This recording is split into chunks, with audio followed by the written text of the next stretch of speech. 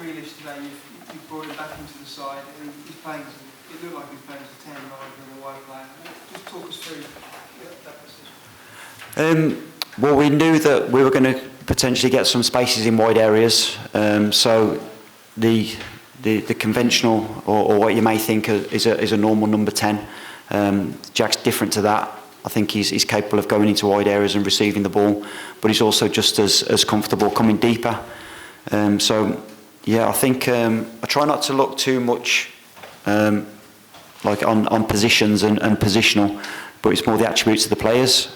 So you know, you're seeing at the end of the game there, Angel coming on. Angel's a 10 who can play as a 6 or an 8. So I try not to get too bogged down with, you know, just because they've got a number 10 on means they have to play behind the striker. Okay, Sammy. Can I ask you how you felt today? Obviously, it's a big day for you in your career, but Yeah. it's been overshadowed slightly by the story about the anthem.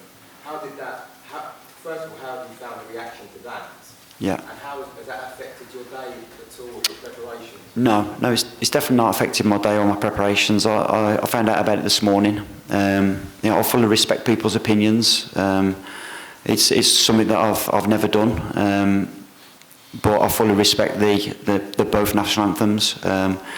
Today would be probably one of the proudest days of my career, to lead an England team out in Dublin.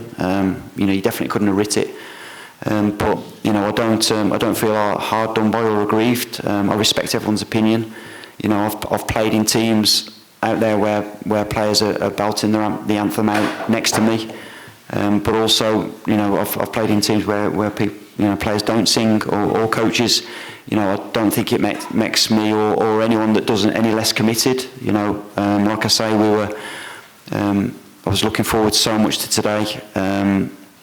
Yeah, and it's the proudest day of my football career. It's you know, you couldn't have writ it really. You know, I seen the draw a while back, and I thought to myself, that's going to be a really good game.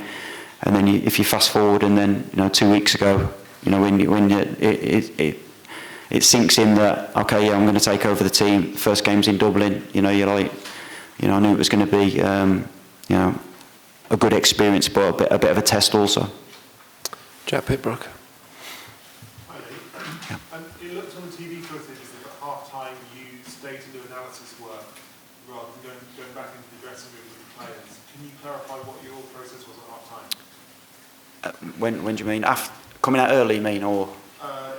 It just looked from the footage that we saw as if you were looking at an iPad, looking at... Yeah, so the iPad that I've got is just instead of taking a pen and paper, so I make a lot of notes before the game on shapes that the opposition might do. So obviously with this job you have a lot of thinking time. So I'm constantly looking at if they change to a 4, this is how we can build. If they change to a 3, this is how we can build. So it was just jogging my memory, to be honest. Also that, you know, when I go into half time, I try not to give them players too much information, but try and give them 2 or 3 bullet points that are really going to affect the second half. So that was probably just a bit of collating what's going to be important to say to the players.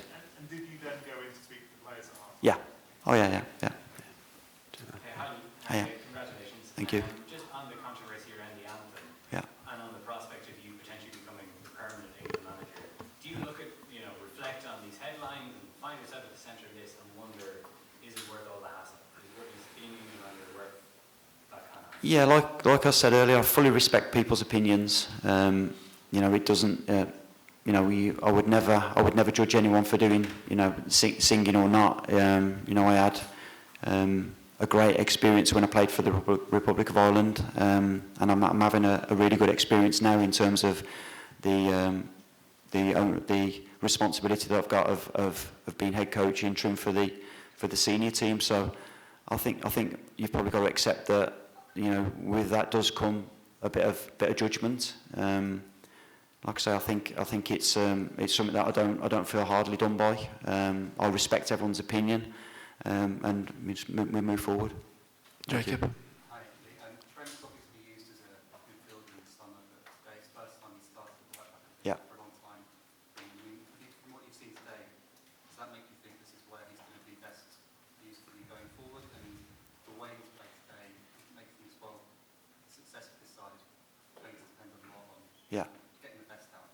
Yeah, well, I think that's one of the points that we try and make with all of the players is getting the best out of them, putting them in familiar positions that they play at their clubs. So if you've seen Trent play this season, you know it was very similar to the way we asked him to play today in terms of when we built. He often went central with Cobby and Deck went a little bit higher or wider.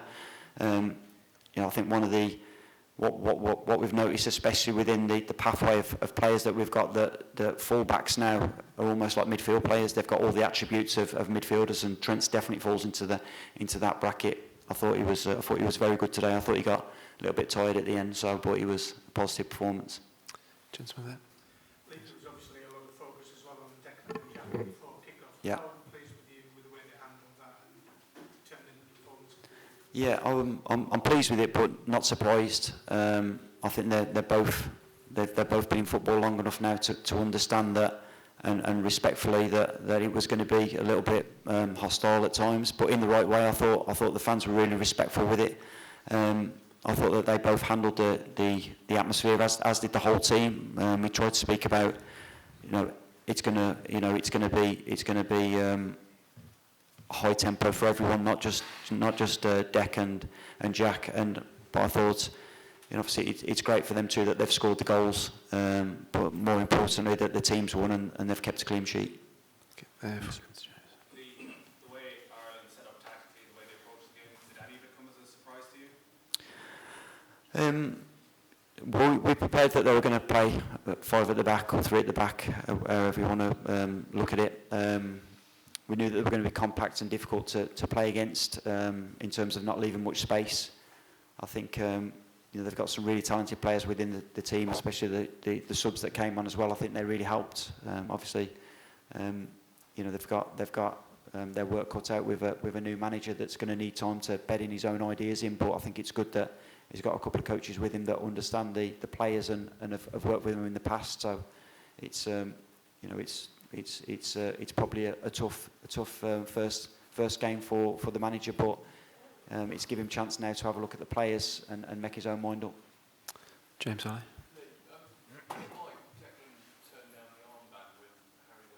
Yeah.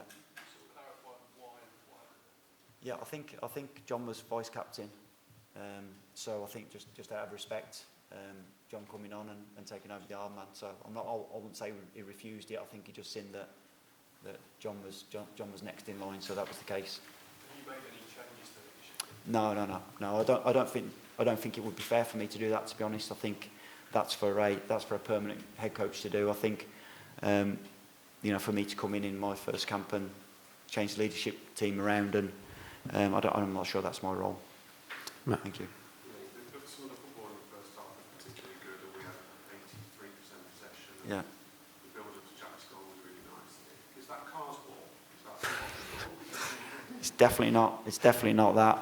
I think you know, it's definitely not my style. It's the players. That are capable of receiving the ball in tight areas and playing through. You know, I'm just lucky that at the minute I'm coaching them. But it's, you know, I definitely don't see this as my style. It's they should take all of the credit for the way that we've been here for 4 sessions. So, but you could see that they were trying to do the right things, and you know, I think, you know, we can be really pleased with the start that we've made. Paul. Finally, a couple of very quick questions. Did you accidentally go into the Irish technical? I did go down the tunnel and turn right. Pardon? I did go down the tunnel and turn right. As you know, I spent a lot of time on the bench, so I know exactly where that is. But yeah, I thought, I don't. It wasn't a Freudian slip? No, it was no. I just, and then I realised that no one was on there and that the other coaches were on the other bench, so it was quickly resolved. So. And were you surprised at how easy it was for England, particularly in the first half? I mean, as my colleague said, more than 80% possession. I mean, were you expecting it to be that easy? Well, I think sometimes the possession one can be quite misleading. You know, even though we had, if it is 80%, I've not seen the stats yet, but if we had a lot of the ball, I didn't feel like we're peppering the goal. I didn't think like their goal was under massive threat. A lot of it was in front of them, and you know, from a game plan point of view, you know, I remember playing here myself, and sometimes against sometimes better teams you would have to sit in, be well organised and play on a counter attack, and I thought at times that Ireland did that well. So, but no, it didn't feel easy from the side. It definitely didn't feel easy. Okay, the Irish coach is waiting to come in, so we'll have to finish it. One at the back. Really, so just a quick one, really. Just you said you set up to predict almost that Ireland would come out with a 3-man defence. Did that allow you to set up to allow extra players sort of almost run past them from midfield and just leave Harry on his own? Well, I think when